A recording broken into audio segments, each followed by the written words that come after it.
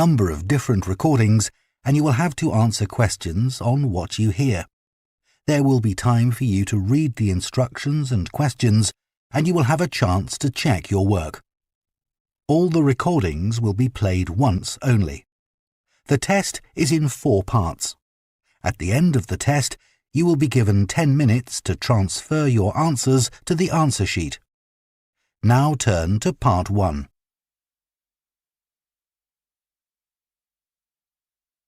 Part 1. You will hear a man asking about voluntary work in the village that he has just moved to. First, you have some time to look at questions 1 to 7.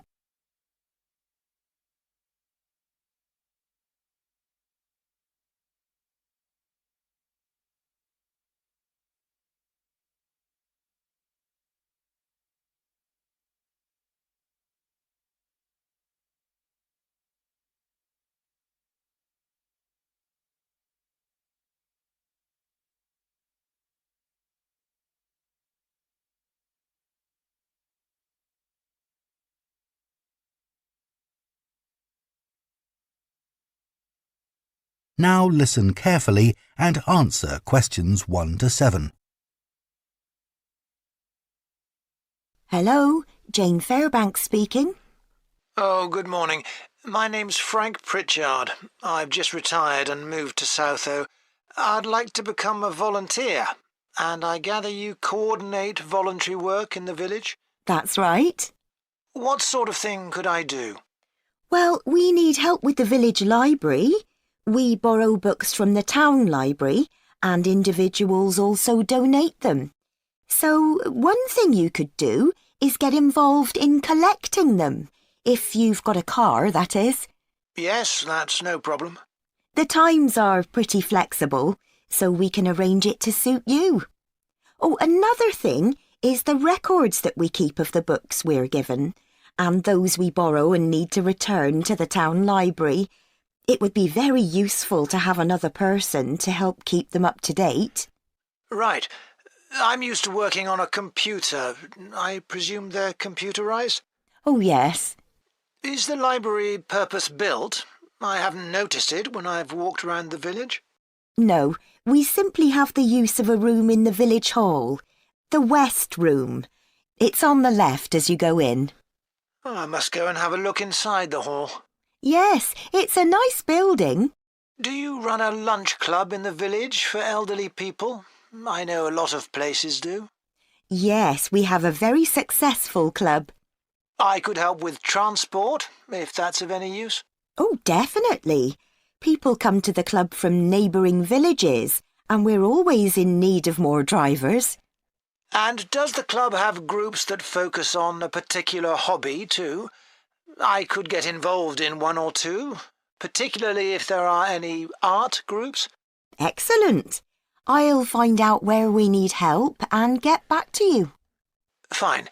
What about help for individual residents? Do you arrange that at all? Yes, we do it as a one-off. Oh, in fact, there's Mrs. Carroll. She needs a lift to the hospital next week, and we're struggling to find someone. When's her appointment? On Tuesday. It would take the whole morning. I could do that? Oh, that would be great. Thank you. And also next week, we're arranging to have some work done to Mr. Salisbury's house before he moves, as he isn't healthy enough to do it himself. We've got some people to decorate his kitchen, but if you could do some weeding in his garden, that would be wonderful. OK, I'd enjoy that. And presumably the day and time are flexible? Oh, yes. Just say when would suit you best, and we'll let Mr. Salisbury know. Good. Before you hear the rest of the conversation, you have some time to look at questions 8 to 10.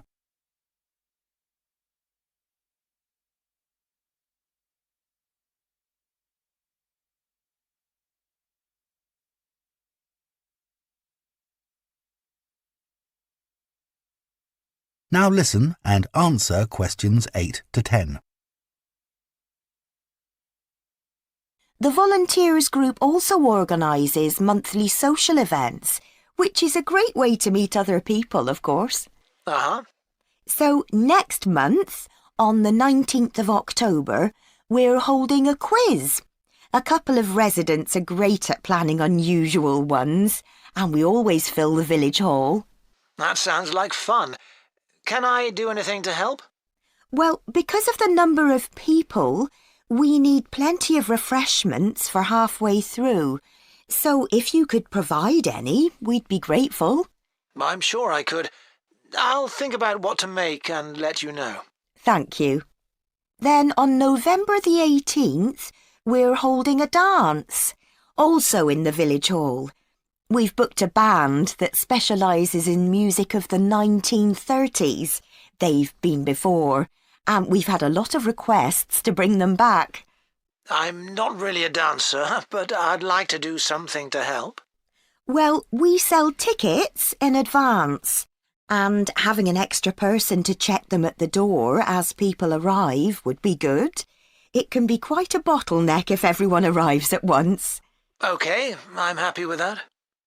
We're also arranging a New Year's Eve party. We're expecting that to be a really big event, so instead of the village hall, it'll be held in the Mountfort Hotel. The... Mountfort. Mountfort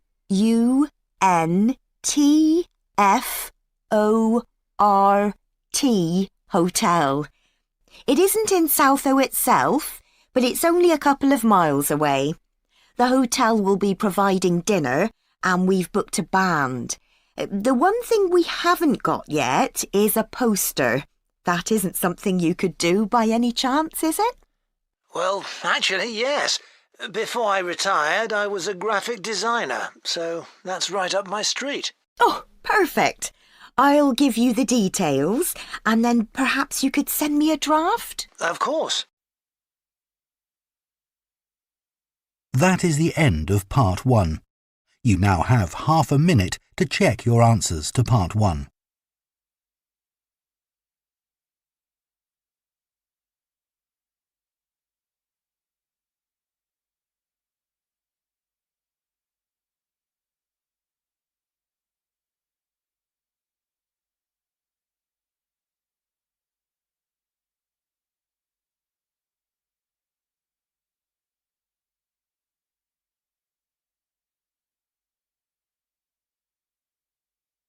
Part 2. You will hear a guide at a tourist attraction called Oniton Hall talking to a group of visitors. First, you have some time to look at questions 11 to 14.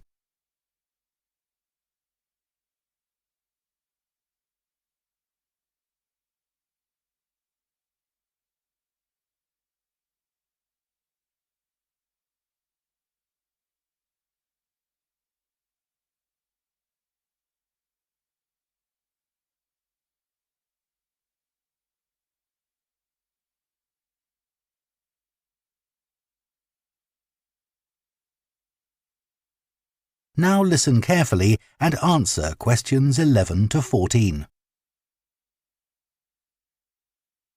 Good morning and welcome to Oniton Hall, one of the largest estates in the area. My name's Nick and I'm one of the guides.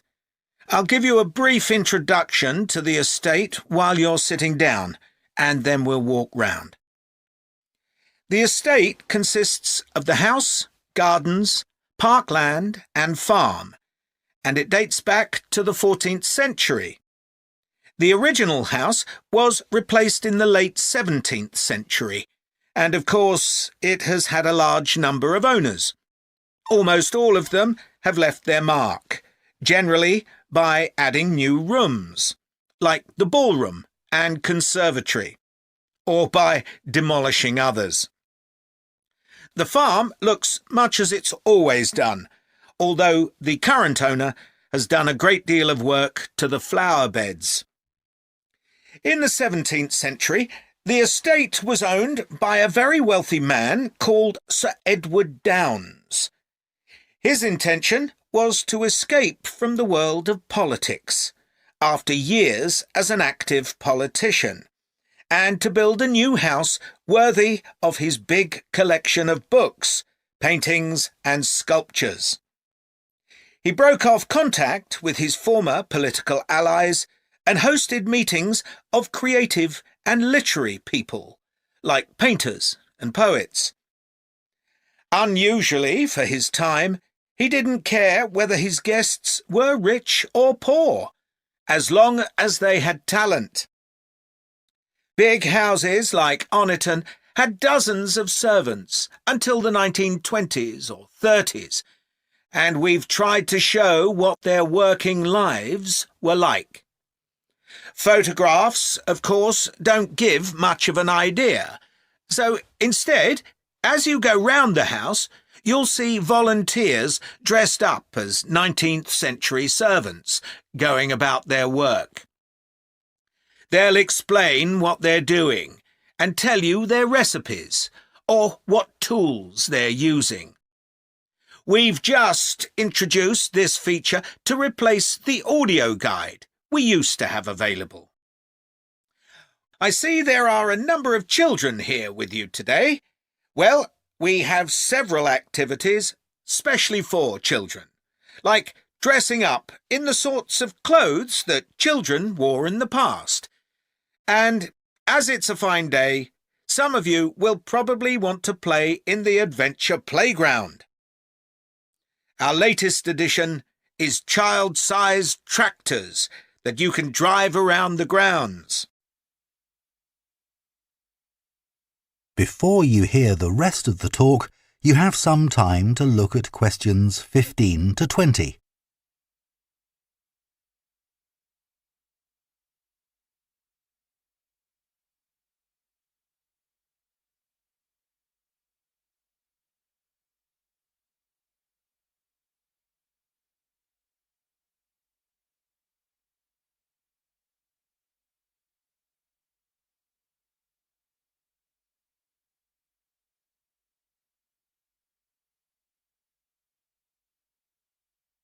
Now listen and answer questions 15 to 20. We'll also be going into the farm that's part of the estate, where there's plenty to do. Most of the buildings date from the 18th century, so you can really step back into an agricultural past. Until recently, the dairy was where milk from the cows was turned into cheese. It's now the place to go for lunch, or afternoon tea, or just a cup of coffee and a slice of homemade cake. The big stone building that dominates the farm is the large barn, and in here is our collection of agricultural tools. These were used in the past to plough the earth, sow seeds, make gates, and much more. There's a small barn, also made of stone, where you can groom the donkeys and horses to keep their coats clean. They really seem to enjoy having it done, and children love grooming them. The horses no longer live in the stables, which instead is the place to go to buy gifts, books, our own jams and pickles, and clothes and blankets made of wool from our sheep. Outside the shed, which is the only brick building, you can climb into a horse-drawn carriage for a lovely, relaxing tour of the park and farm. The carriages are well over 100 years old. And finally, the parkland, which was laid out in the 18th century with a lake and trees that are now well established. You'll see types of cattle and sheep that are hardly ever found on farms these days. We're helping to preserve them to stop their numbers falling further. OK, well, if you'd like to come with me, we will start. That is the end of Part 2. You now have half a minute to check your answers to Part 2.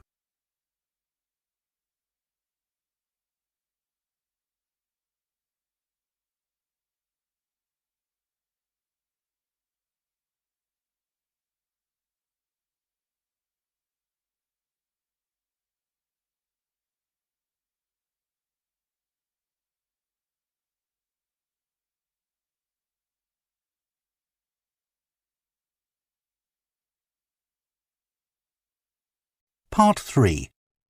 You will hear 2 theatre studies students discussing stage and screen performances of Shakespeare's play Romeo and Juliet.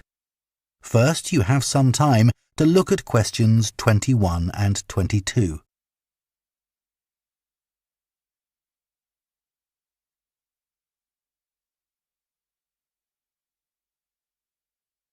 Now listen carefully and answer questions 21 and 22. Did you make notes while you were watching the performances of Romeo and Juliet, Gemma? Yes, I did. I found it quite hard, though. I kept getting too involved in the play. Me too. I ended up not taking notes. I wrote down my impressions when I got home. Do you mind if I check a few things with you, in case I've missed anything? And I've also got some questions about our assignment. No, it's good to talk things through. I may have missed things too. OK, great. So, first of all, I'm not sure how much information we should include in our reviews. Right. Well, I don't think we need to describe what happens, especially as Romeo and Juliet is one of Shakespeare's most well-known plays. Yeah, everyone knows the story. In an essay, we'd focus on the poetry and Shakespeare's use of imagery, etc. But that isn't really relevant in a review. We're supposed to focus on how effective this particular production is. We should say what made it a success or a failure. And part of that means talking about the emotional impact the performance had on us. I think that's important. Yes. And we should definitely mention how well the director handled important bits of the play, like when Romeo climbs onto Juliet's balcony. And the fight between Mercutio and Tybalt. Yes. It would also be interesting to mention the theatre space and how the director used it, but I don't think we'll have space in 800 words. No, OK. That all sounds quite straightforward. Before you hear the rest of the discussion, you have some time to look at questions 23 to 30.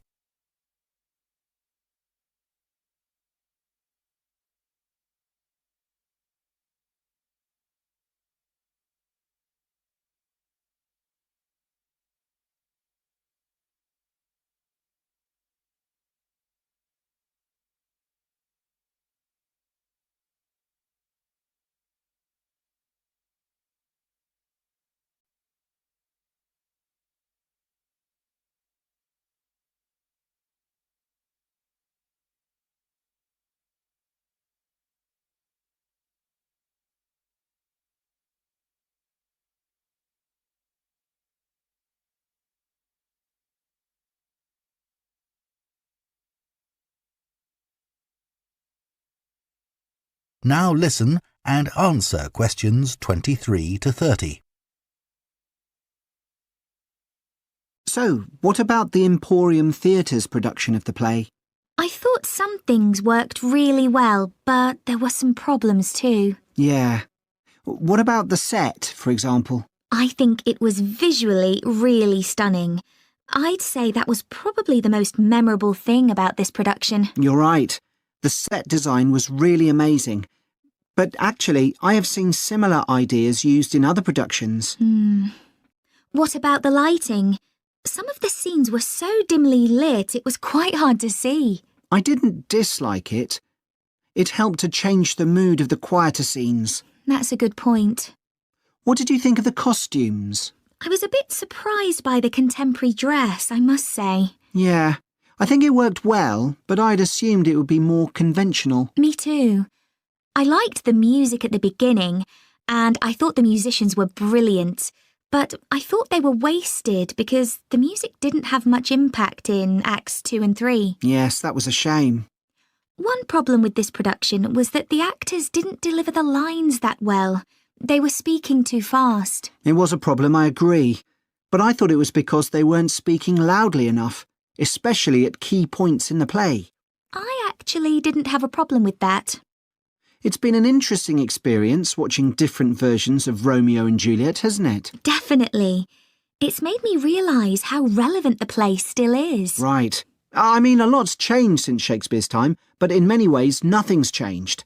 There are always disagreements and tension between teenagers and their parents. Yes, that's something all young people can relate to, more than the violence and the extreme emotions in the play. How did you find watching it in translation? Really interesting. I expected to find it more challenging, but I could follow the story pretty well. I stopped worrying about not being able to understand all the words and focused on the actors' expressions. The ending's pretty powerful. Yes, that somehow intensified the emotion for me. Did you know Shakespeare's been translated into more languages than any other writer? What's the reason for his international appeal, do you think? I was reading that it's because his plays are about basic themes that people everywhere are familiar with. Yeah, and they can also be understood on different levels.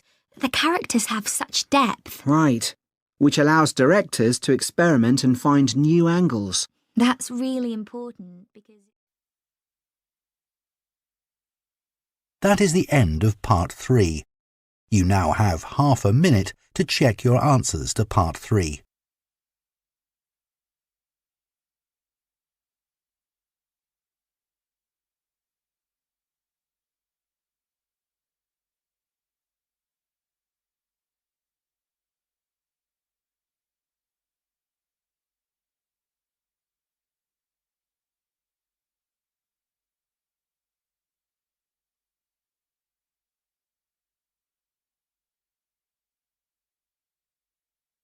Part 4. You will hear a lecturer on a languages course talking about the impact of digital technology on Icelandic, the native language of Iceland. First, you have some time to look at questions 31 to 40.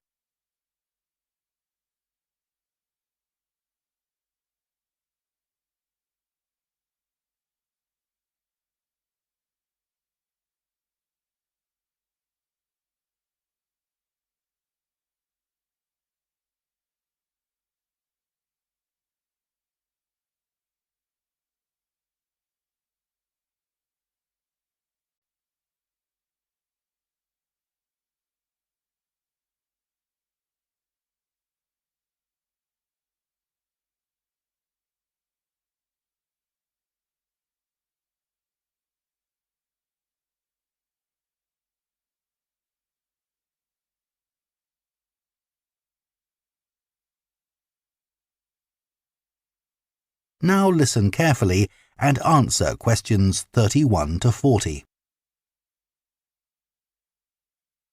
Right, everyone, let's make a start.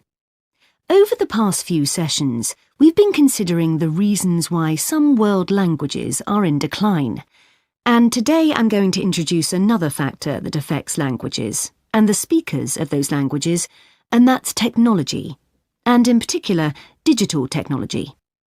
In order to illustrate its effect, I'm going to focus on the Icelandic language, which is spoken by around 321,000 people, most of whom live in Iceland, an island in the North Atlantic Ocean. The problem for this language is not the number of speakers, even though this number is small, nor is it about losing words to other languages, such as English.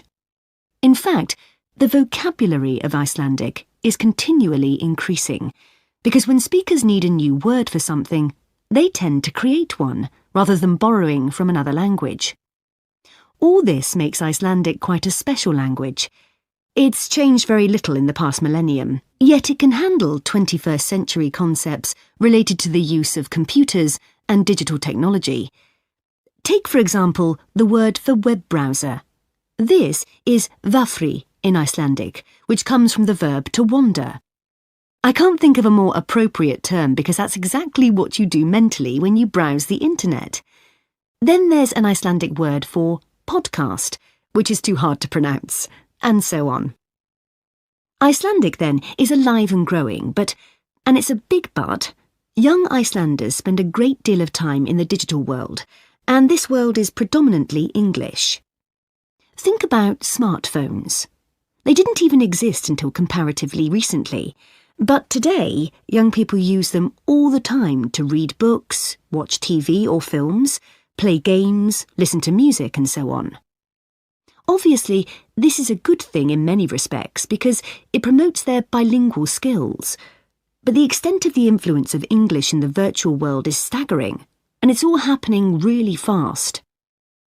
For their parents and grandparents, the change is less concerning because they already have their native speaker skills in Icelandic. But for young speakers, well, the outcome is a little troubling. For example, teachers have found that playground conversations in Icelandic secondary schools can be conducted entirely in English, while teachers of much younger children have reported situations where their classes find it easier to say what is in a picture using English rather than Icelandic. The very real and worrying consequence of all this is that the young generation in Iceland is at risk of losing its mother tongue.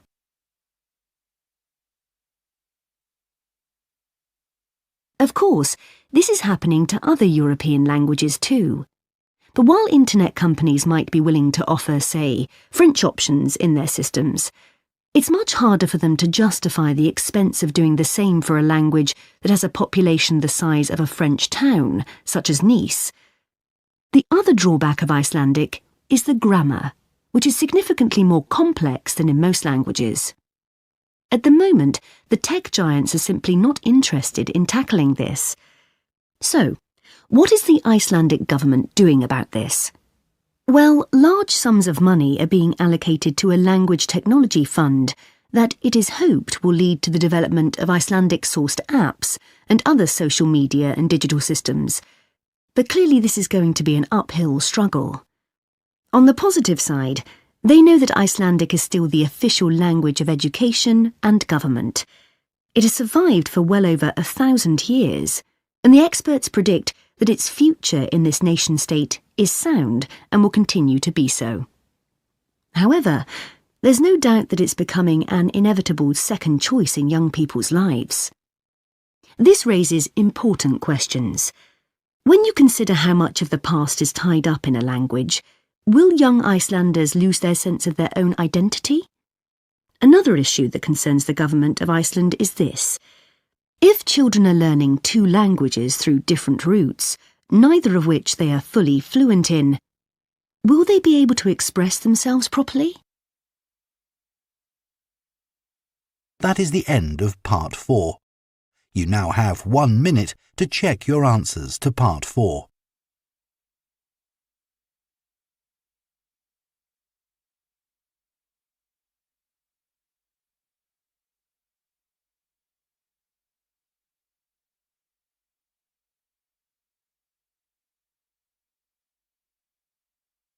That is the end of the listening test. In the IELTS test, you would now have 10 minutes to transfer your answers to the answer sheet.